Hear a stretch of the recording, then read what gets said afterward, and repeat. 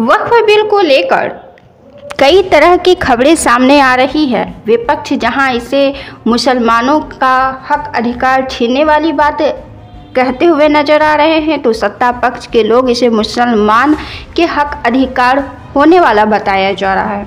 इस मामले पर काफ़ी घमासान मचा हुआ है। हालांकि वक्फ बिल अब कानून बन चुका है, लेकिन वक्फ बिल पर बिहार के राज्यपाल ने कड़ा सवाल कर दिया है। बिहार के राज्यपाल ने पन्ने तक खोल डाले हैं वक्फ के।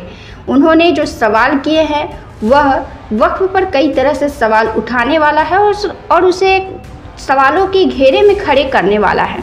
बिहार के राज्यपाल हैं आरिफ मोहम्मद खान। आरिफ मोहम्मद खान, जैसा कि नाम से ही आपको लग रहा है कि वे मुस्लिम नेता हैं और बीजेपी पार्टी के नेता हैं। वक्फ संशोधन विधेयक संसद के दोनों सदनों में पास हो जाने के बावजूद भी राजनीति तो गरमाई हुई है। इस राजनीति के बीच वे भी वक्फ से सवाल कर देते हैं। राज्यपाल आरिफ मोहम्मद खान ने पत्रकारों से बातचीत के दौरान कहते हैं कि मैं जानता हूं कि वक्फ प्रॉपर्टी है, लेकिन इसके जरिए कितने अस्पताल और स्कूल या अनाथालय बनवाए गए, जरा नाम बता दीजिए। उन्होंने कुरान की आयतों का जिक्र करते हुए वक्फ का मतलब समझाया।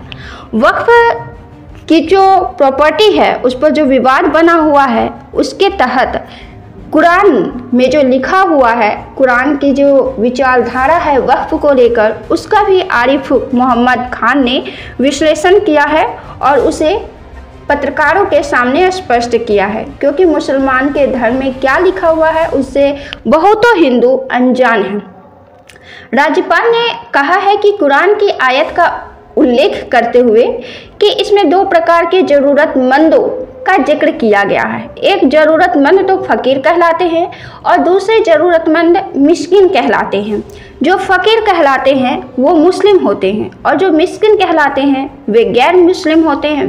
और दिलचस्प बात यह है कि कुरान की आयत के दौरान वे कहते हैं कि इसमें दोनों प्रकार के लोगों की मदद करने की बात कही गई है। इसमें दोनों प्रकार के ज़रूरतमंदों की मदद करने की बात की गई है, जिसमें मुस्लिम वर्ग भी शामिल होता है और गैर मुस्लिम वर्ग भी शामिल होता है।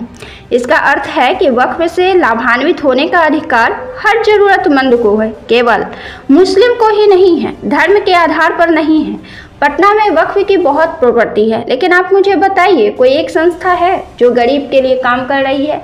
सिर्फ आपस में मुकदमेबाजी हो रही है। उन्होंने कहा कि वक्फ प्रॉपर्टी का इस्तेमाल केवल मुस्लिमों के कल्याण के लिए नहीं है, यह हर उस शख्स के लिए है जो गरीब है, निर्धन है, जिसे सहारे की ज़रूरत है।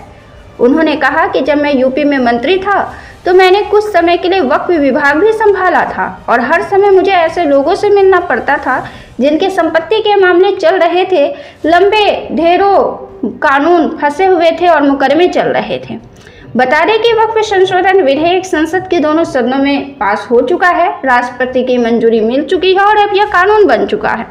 यह भी बता दें कि वक्फ विधेयक 2025 पर राज्यसभा में चर्चा हुई और लगातार चली बैठक के बाद यह विधेयक पारित हो गया। रात भर इस पर चर्चा हुई और इसके पक्ष में 128 वोट पड़े तो 95 मत इसके विरोध में पड़े।